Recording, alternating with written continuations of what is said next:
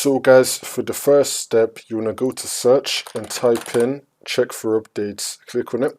And now once you run this, you want to click on check for updates. Make sure that your computer is fully up to date. For the next step, you want to go to search and type in CMD.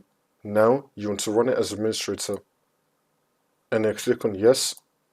And now once you run this, you want to type in sfc /scan now. And then click on enter. And you want to run this scan. Wait for this to load. I'm going to skip the video to when the scan will be fully completed.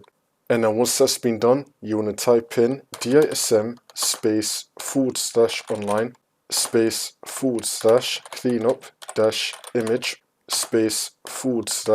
/restore health, and then click on enter. And you want to run this scan as well. Wait for this to load.